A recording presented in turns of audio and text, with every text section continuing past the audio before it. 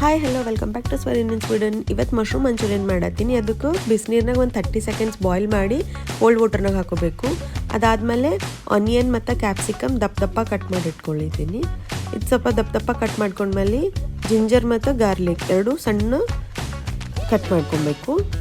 ಅದಾದಮೇಲೆ ಅದು small chopping ಮಾಡೋದಾದ್ಮೇಲೆ spring onion ಅಂದರೆ ಹಸಿ ಉಳ್ಳಾಗಡ್ಡಿ ಅಂತಾರಲ್ಲ, ಅದು ವೈಟ್ ಮತ್ತು ಗ್ರೀನ್ ಪಾರ್ಟ್ ಸಪ್ರೇಟ್ ಕಟ್ ಮಾಡಿ ಇಟ್ಕೊಂಡಿದ್ದೀನಿ.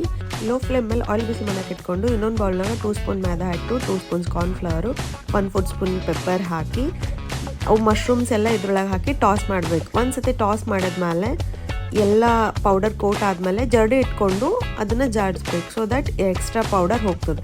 ಇದು ಸ್ಟೆಪ್ಸ್ 2 ಟೈಮ್ ಮಾಡಬೇಕು. ಮತ್ತೆ ಪೌಡರ್ನಾಗ ಹಾಕಬೇಕು, ಮತ್ತೆ ಜರಡಿ ಒಳಗೆ ಹಾಕಿ ನೀಟಾಗಿ ಟಾಸ್ ಮಾಡಬೇಕು. ಟಾಸ್ ಮಾಡಿದ ತಕ್ಷಣ ಇಮಿಡಿಯೇಟ್ ಹಾಟ್ ಆಯಿಲ್ನಾಗ ಹಾಕಬೇಕು. ಬಿಕಾಸ್ ಮಶ್ರೂಮ್ ನೀರು ಬಿಡ್ತಾವೆ ಜಲ್ದಿ, ಅದಕ್ಕೆ. ಸೊ ಸ್ವಲ್ಪ ಆಯಿಲ್ ಚಟಪಟ ಅಂತ ಸಿಡಿತದ. ಅದಾದಮೇಲೆ 1 ರೌಂಡ್ ಆಫ್ ಫ್ರೈ ಮಾಡ್ಕೊಂಡು ತೆಗಿಬೇಕು. ಇವಾಗ ಒಂದು ಪ್ಯಾನ್ ಇಟ್ಕೊಂಡು ಅದ್ರಾಗ ಎಲ್ಲ vegetables ginger garlic onion capsicum ಎಲ್ಲ ಹಾಕಿ ಸಾಟೆ ಮಾಡಬೇಕು. ಅದಾದಮೇಲೆ 2 spoon soya sauce, vinegar, water ಎಲ್ಲ ಹಾಕಿ ಸಾಟೆ ಮಾಡಬೇಕು.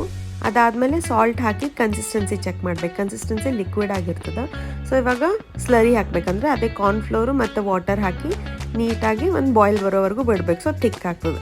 ಇದು ರೆಡಿ ಆದಮೇಲೆ ಇನ್ನೊಂದು ರೌಂಡ್ ಆಫ್ ಮಶ್ರೂಮ್ನ ಫ್ರೈ ಮಾಡಿ ಆ ಗ್ರೇವಿನಾಗ ನೀಟಾಗಿ ಹಾಕಿ ಸಾಟೆ ಮಾಡಬೇಕು. ಎಲ್ಲ ಕೋಟಿಂಗ್ ನೀಟ್ ಆದಮೇಲೆ ಇವಾಗ ಪ್ರೆಸೆಂಟೇಷನ್ ಟೈಮು ಒಂದು ಪ್ಲೇಟಿಗೆ ಎಲ್ಲ ಹಾಕಿ ಸ್ಪ್ರಿಂಗ್ ಆನಿಯನ್ ಹಾಕಿ ಪ್ರೆಸೆಂಟ್ ಮಾಡಿದ್ರೆ that's. Thank you for watching. Keep supporting.